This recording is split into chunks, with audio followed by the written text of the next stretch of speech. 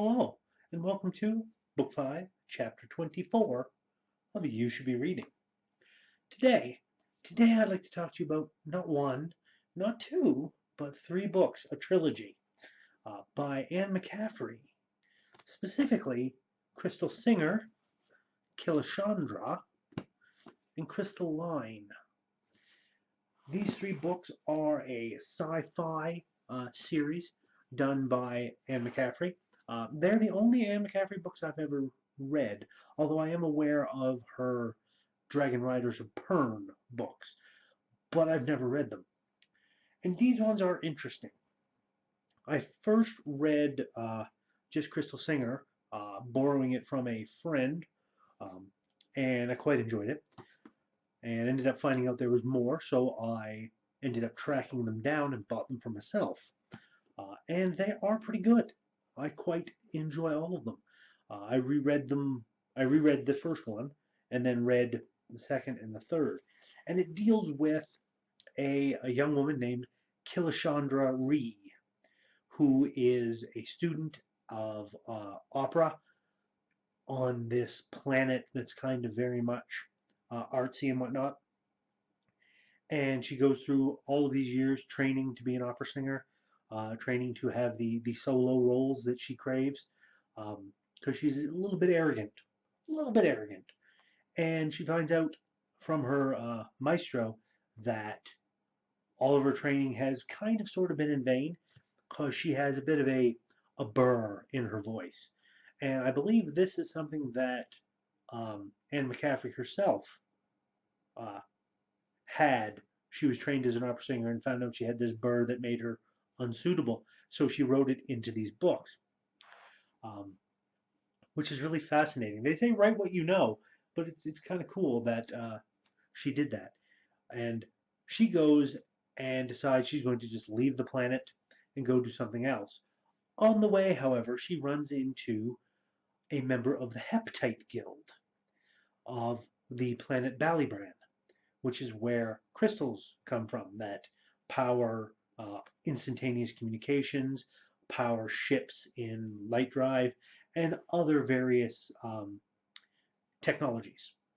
And so she decides, she gets enamored of the fact that she's going to join up with the Heptite Guild because one of the only prerequisite, in fact, is that you have perfect pitch. And the only thing that many people know about it is that it's a very dangerous profession.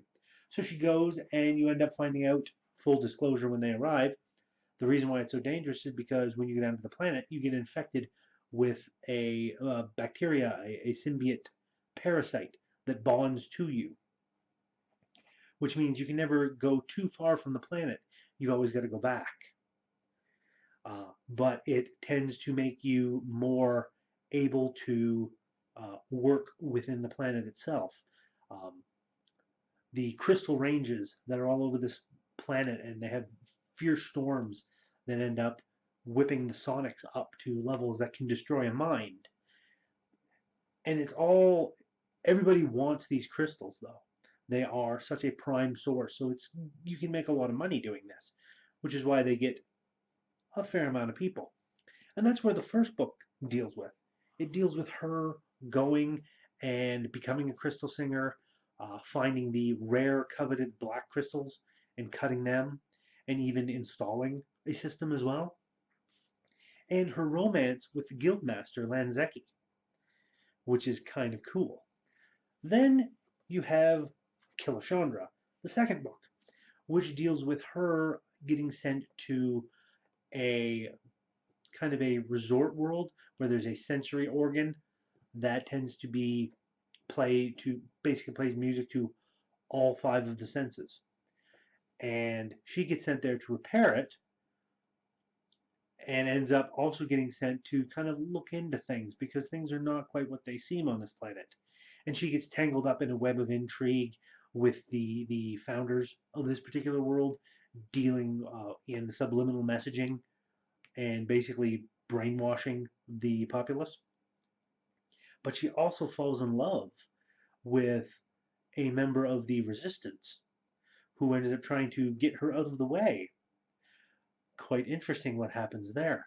And then she ends up going back home, as well as bringing him back more or less with her, and they become a duo, which is where the third book, Crystal Line, comes in. These two have been running around for uh, years and years because an increased lifespan is one of the benefits of being a member of the Heptite Guild. And they've been running around for years, and her memory's starting to get spotty. Well, you see a bit of this in the first book, and it's hinted at that crystal singers often forget, and her memory's getting spotty. She's forgetting things. She's forgetting things that she should know, and it's getting worse and worse. The way it's written in this is really quite jarring. Not in a bad way. It's jarring in a good way because it makes you be like, it puts you right in that mindset of not being able to trust your own mind. And I really liked what she did in this one. In the end, however, there's another. They make mention of it in the second book and a little bit more in the third book. There's a connection with these books to some of her other sci-fi books. I believe one of them is called The Ship That Sang. Basically, brain ships. It's a ship that has a person encased inside it that controls all functions of the ship. There's like the brain of the ship, and then you have the pilot, the maintenance person and whatnot is the brawn of the ship, the B&B ships. It's connected in that universe because there's a couple of them in here in the later two books. And there's a whole subplot about some mysterious organism on a planet that shouldn't really have any life that they're investigating and that her and her partner is a part of. And in the end, her partner becomes the new guild master. She's at odds with him and then rejoins with him after a while. It's pretty good. There's a fair bit of romance in these particular books, which I quite enjoyed. It's not forced. It's not anything like that. It just seems to go along with it. And Kilishandra as a character is quite interesting. Absolutely feminine, absolutely strong-willed, absolutely arrogant, but having the skill to back up her arrogance. So very much a strong female character of the kinds that I like reading. I'm quite happy with these ones. And I think I may have inadvertently named a character of mine in a role-playing game that I've done after Kilishandra. Not exactly, but I may have had some inspiration from it. So it's definitely good.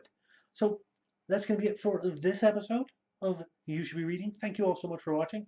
As always, if you like what I'm doing, please give that like button a tap. Give that subscribe button a tap as well if you haven't already, so you can be kept apprised of when I do new videos. And throw a comment in the comment section. Have you read the Crystal Singer series? Have you read anything else by Anne McCaffrey, like the Dragon Riders of Pern, or the Ships That Sang? That universe? Have you read anything else of hers that you think I might be interested in, or any other books similar to this kind of sci-fi that you think I might be interested in? Throw those comments in the comment section. Let me know. And until next time, remember, you should be reading the Crystal Singer series by Anne McCaffrey. And I'll see you next time.